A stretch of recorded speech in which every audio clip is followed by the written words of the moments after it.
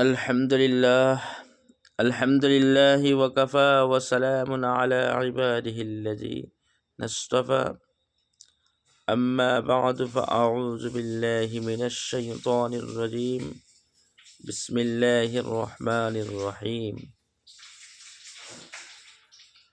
وابتغوا من فضل الله واذكروا الله كثيرا لعلكم تفلحون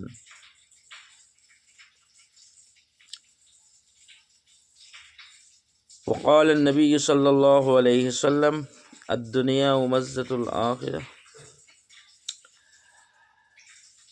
আমি আয়াত যেটা তিলাওয়াত করেছি এই আয়াতের মধ্যে আল্লাহ বলেছেন ওয়াবতাগু মিন ফজলিল্লাহ, আল্লাহর ফজল, আল্লাহর অনুগ্রহ তালাশ করো নামাজ পড়ার পরে, নামাজ সমাপ্ত হওয়ার পরে, নামাজ আদায় করার পরে। ওয়াজকুরুল্লাহ কাসীরান লাআল্লাকুম তুফলিহুন, আর তাহা বেশি বেশি করে আমি আল্লাহকে স্মরণ করো, ইয়াদ করো, লাআল্লাকুম তুফলিহুন, তোমরা কামিয়াব যেতে পারবে। কিন্তু এখান বাদ দিয়ে মানুষে কি করে? আর আল্লাহ নবী বলেছেন দুনিয়া উমাজ্জাতুল আখিরা, দুনিয়াটা হলো আখিরাতের ক্ষেতের জায়গা, আখিরাত উপার্জন করার জায়গা। কিন্তু এখানে এসে আমরা দুনিয়াটা ভুলে গেলাম, আখিরাত ভুলে গেলাম, দুনিয়ার প্রাধান্য দিলাম। আর আল্লাহ নবী সাল্লাল্লাহু আলাইহি সাল্লাম বারবার বলেছেন তোমরা কি করো, দুনিয়াকে প্রাধান্য দিও না, আখিরাতকে প্রাধান্য দাও। কিন্তু আমরা যদি কোনো কিছু পাইতে হয় তাহলে এখানেই চাষ করতে লাগবো, এখানেই মেহনত করতে লাগবো এই দুনিয়াতে, তাহলে আমরা পাইব। তো এই আখিরাতের যদি খেত করতে চাই, আখিরাতে যদি ফসল নিতে চাই, আখিরাতের যদি আমল বানাইতে চাই, তাহলে এই দুনিয়ার মধ্যে আমরা চাষ করতে লাগবো। কিসের মাধ্যমে? আমলের মাধ্যমে, ইমানের মাধ্যমে। ইমান এবং আমলের মাধ্যমে আমরা দুনিয়া থেকে আখিরাতের চাষ অর্থাৎ আখিরাতের আমল করতে পারবো। কবরের মধ্যে পৌঁছে যাওয়ার পরে, এই দুনিয়া থেকে বিদায় নেওয়ার পরে, আলমে বরজখে যাওয়ার পরে আমরা দুনিয়ার কোনো আখিরাতের কোনো সামান, আখিরাতের কোনো আমল আমরা করতে পারবো না, আমাদের জন্য অসম্ভব।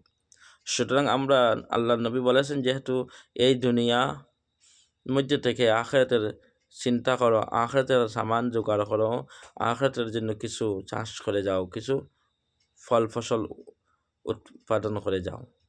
কিন্তু আমরা এখান বাদ দিয়ে দুনিয়া তালাশের মধ্যে পড়ছি। আর আল্লাহ তো বলেছেন দুনিয়া তালাশ করো, খারাপ নয়, ভালো।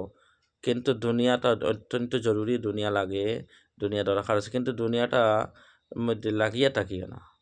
যেমন যদি আমরা দুনিয়ার মধ্যে লেগে থাকি, দুনিয়া যদি আমরা প্রাধান্য দিই, দুনিয়ার মধ্যে যদি আমরা নিজেরা যদি দুনিয়ার মধ্যে যদি একবারে লাগি যাই, দুনিয়াকে যদি বেশি প্রাধান্য দিই, তাহলে আমরা ক্ষতিগ্রস্ত হয়ে যাইব। যেমন নৌকা চলার জন্য পানির প্রয়োজন, অত্যন্ত প্রয়োজন একটি নৌকা যদি চলতে হয়। অনুরূপভাবে পানির উপরে যদি হাঁটতে হয়, পানির উপর দিয়ে যেতে হয়, তাহলেও নৌকার প্রয়োজন।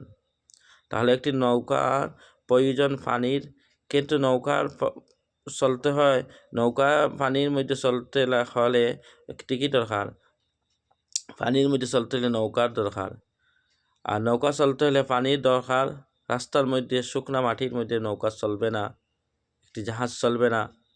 সুতরাং পানির দরকার, পানির প্রয়োজন। এখন কোনো ব্যক্তি যদি বলে পানির প্রয়োজন নৌকা চলতে হলে, তাহলে আমরা একটি ছিদ্র করে পানি পৌঁছাইয়ে দেই। যদি একটি ছিদ্র করে দেওয়া হয়, তাহলে এই নৌকার মধ্যে যত যাত্রী থাকবা, যত মানুষ থাকবা, সব ডুবে মরে যাইবা। কারণ ছিদ্র করার কারণে পানি ঢুকে গেছে নৌকার মধ্যে, এখন সব ডুবে মরা গেল।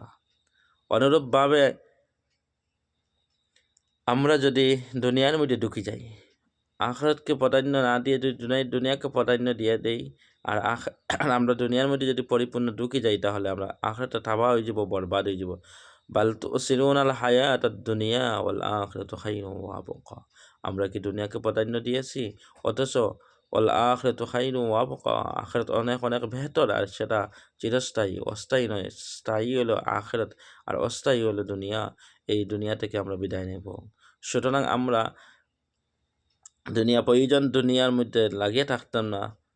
আর আখিরাত অত্যন্ত জরুরি, আমরা যেহেতু ইসলাম ধর্মের মধ্যে জন্ম নিয়েছি, আমরা মুসলমান, আমরা নবীর প্রতি ঈমান এনেছি, আখির নবীর উম্মত, এক আল্লাহকে এক আল্লাহ হিসাবে মেনে নিলাম, কুল হুয়াল্লাহু আহাদ, এর উপরে আমরা অটল এবং অচল থাকতাম।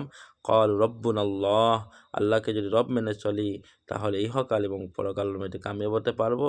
তাহলে আমরা আল্লাহ রাব্বুল আলামিনের দিদার এবং আল্লাহ রাব্বুল আলামিনের সন্তুষ্টি অর্জন করতে পারবো। আমরা দুনিয়ার মধ্যে কামিয়াব হইতে পারবো, আখিরাতের মধ্যে কামিয়াব হইতে পারবো। ওয়া মা আলাইনা ইল্লাল বালাগ ওয়া আখিরু দাওয়ানা আনিল হামদুলিল্লাহি রাব্বিল আলামিন।